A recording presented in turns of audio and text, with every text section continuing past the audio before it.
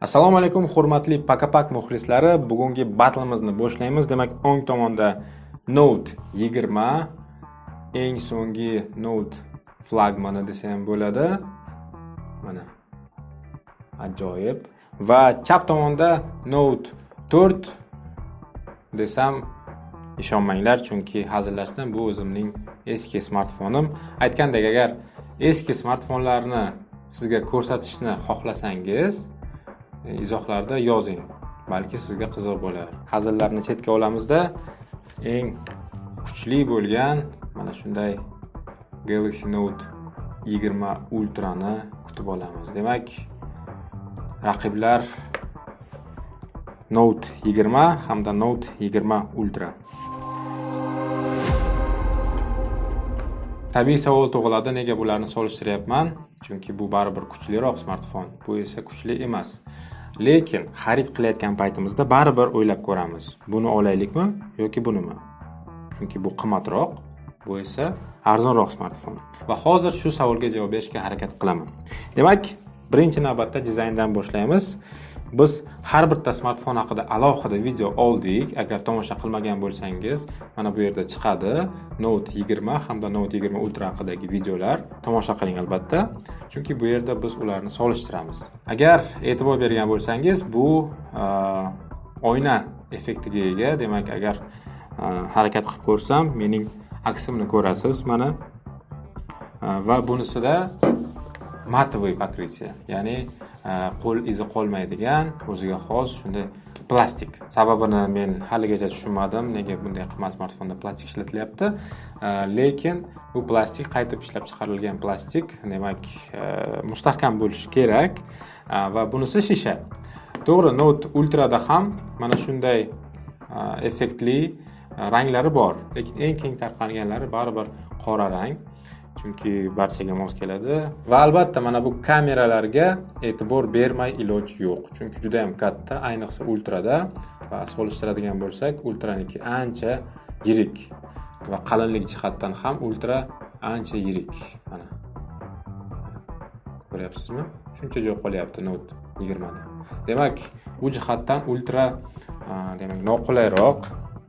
Agar stol ustiga qo'ysak, mana shunday tarzda raqsga tushadi. Bunisi ham mana raqsga tushadi, kamroq.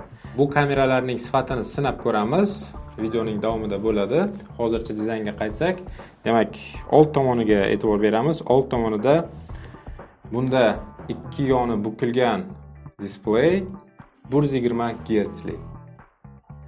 Bunisida esa tekis, hech qayeri bukilmagan 60 Hz li Super AMOLED displey. Demak, farqini ko'ryapsiz. Bunisi Full HD+, bunisi Quad HD+. Qaysi biri sizga yaxshiroq, endi tanlashingiz kerak. Albatta 120 Hz ligi yaxshi, lekin ko'pchilikka mana bu ikki yon tomoni qayrilgan smartfonlar yoqmaydi. Shaxsan menga mana shunday tekis smartfonlar ma'qulroq, chunki mana bularni ushlash sal noqulay bo'lishi mumkin, mana shu tegib ketadi. Chiroy jihatdan albatta Ultra chiroyliroq, lekin hajmi ham shunga yarasha katta mana. Qo'lda ushlash noqulay va mana bu burchaklari suqiladi. Uning burchaklari salgina qulayroq, salgina. Lekin buning ham dizayni mana shunday to'rt burchak. Agar solishtiradigan bo'lsak, ikkalasi ham to'rt burchak, lekin uning burchaklari juda ham o'tkir. Va yon tomonlari, barcha elementlarning joylashuvi bir xil, faqatgina bunda micro SD karta bor, demak Ultrada bor, Note 20 da yo'q.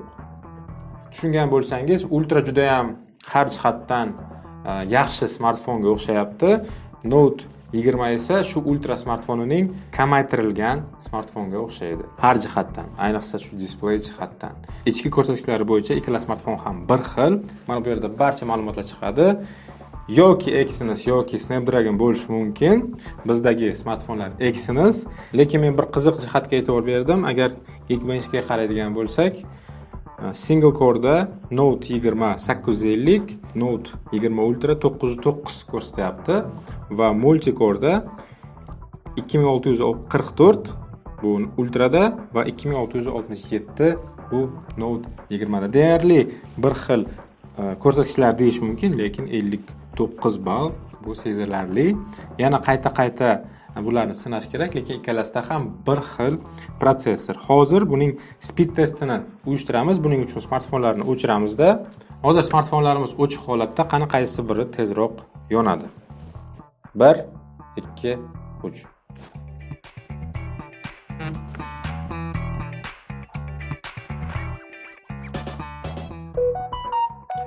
Ultra birinchi yondi, bu esa ikkinchi. Demak, xulosasidan keling ilovalarni ochib ko'ramiz. Telefon, сообщение, browser. Qaysidadir bu tezroq, qaysidadir bu tezroq bo'lyapti. Kamera. Old kamerasiga o'tamiz. Demak, tezligi bir xil. Galereya birdaniga ochildi. Play Market ultra tezroq ochdi. Karti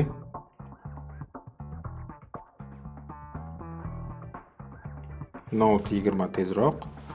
Mana endi eng qiziqarli bo'lgan ilovalar, ko'pchilik ishlatadigan ilovalar.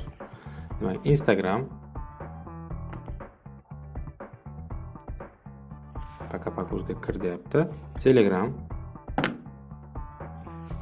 Demak, qaysidir ilovada bu tezroq ochyapti, qaysidir ilovada bu tezroq ochyapti va Geekbenchni mayli, Geekbenchni tekshiraylik. Note Ultra. Mana endi ko'pchilik yoqtirgan o'yin PUBG Mobile. 1, 2, 3.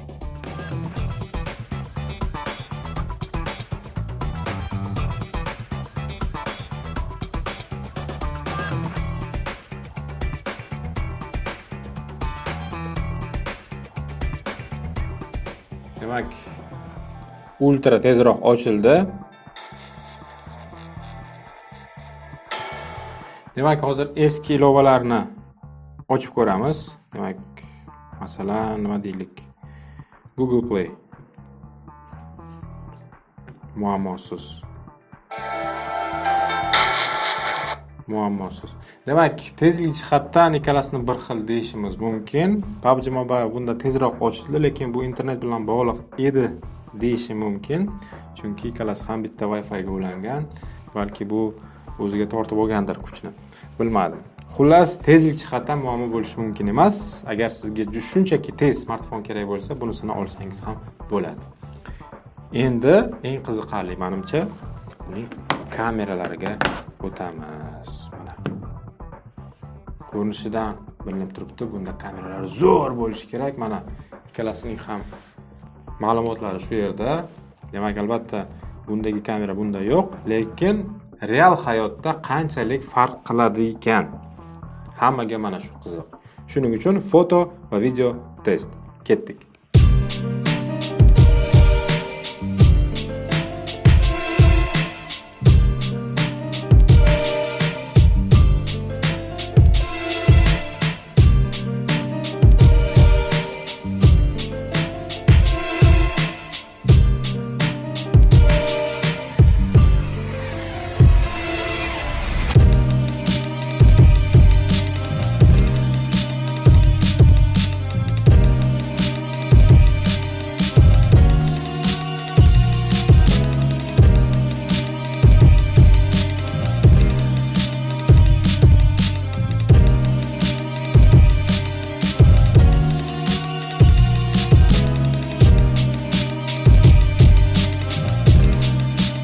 Full HD 30 FPS asosiy kamera.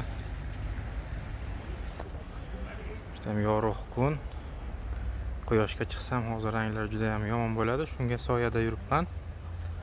Demak, sal yugurib ko'ramiz.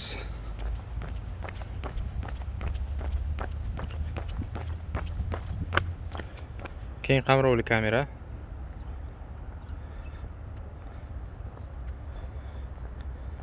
Demak, bunda ham yugurib ko'rsa bo'ladi.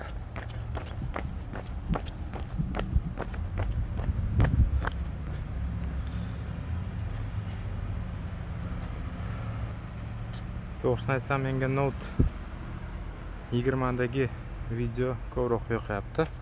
Chunki Note 20 Ultra'da mana bu osmonning mana bu qismi juda ham oppoq kuyib ketgan. Xo'sh, endi yaqinlashtiramiz. 3x Note 20 Ultra'da 5x. Mana daraxtlardagi farqni ko'rishingiz mumkin.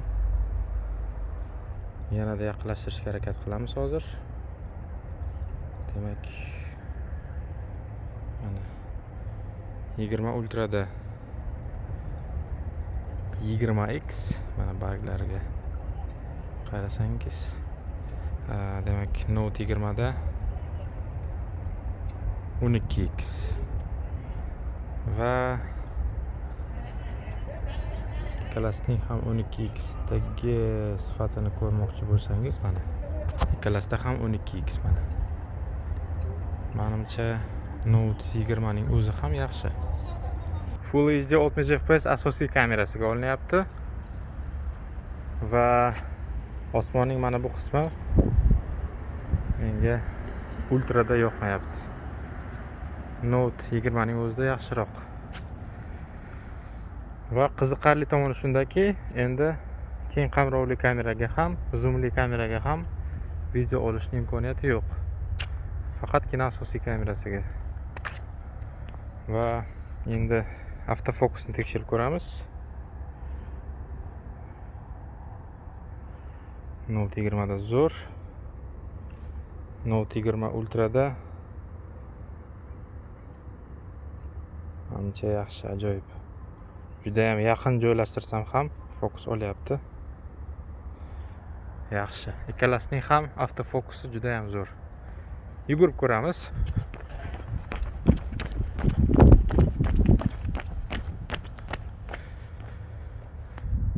Mana shu holat. Demak, Full HD 60 fps old kamerasi, sal kamera joylashuvi har xil bo'lgani uchun boshim turlicha joylashgan, lekin sifatiga baho bersa bo'ladi. Hozir quyoshga chiqaman va kameralarni qiynaymiz sal. Mana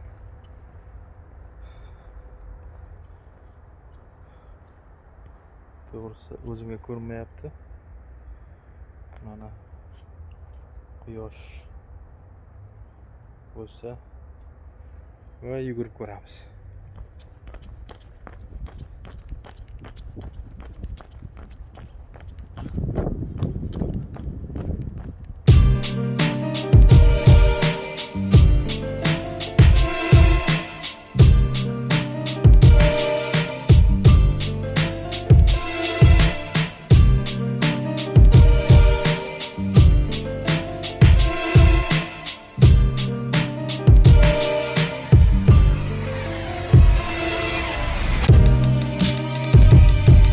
Full HD 60 fps asosiy kamerasi.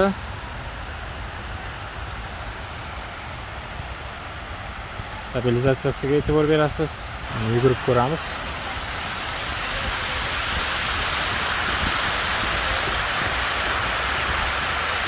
Keng qamrovli kamerasi 30 fps ga video olinyapti.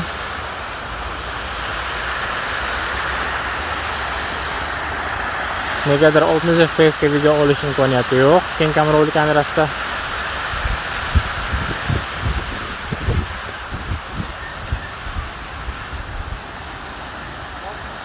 Yaqinlashtiramiz. Bittasida 3 martali zoom, bittasida 5 martali zoom. Farqini ko'ryapsiz. Va asosiy kamerasi shu ahvolda. Demak, old kamerasiga olyapman, ikkalasiga birdaniga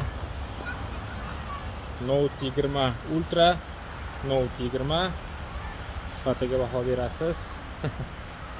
Demak, qo'limda ushlayapman, moshlamam ishxonada qolib ketibdi. Shunga mana real stabilizatsiyasini ko'rasiz. Full HD 60 fps. Qaysi biri yaxshiroq? Sal yugurib ko'raman.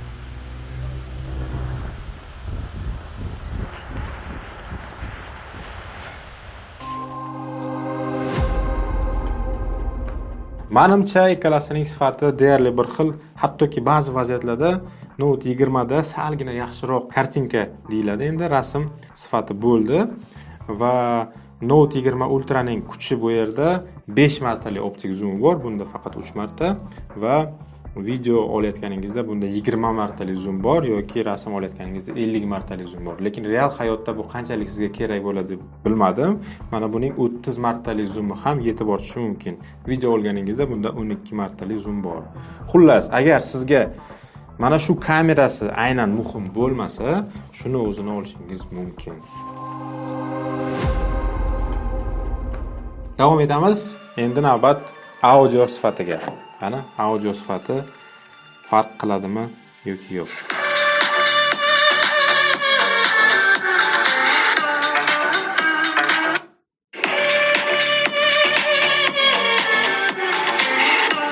Endi ovoz sifati ikkalasida bir xil adashmasam, endi men jamilaman emasman, balki farqi bordir, lekin hozir sizlarga oddiy mikrofon orqali yetkazib berish qiyin. Bu salgina balandroq eshitildi, salgina.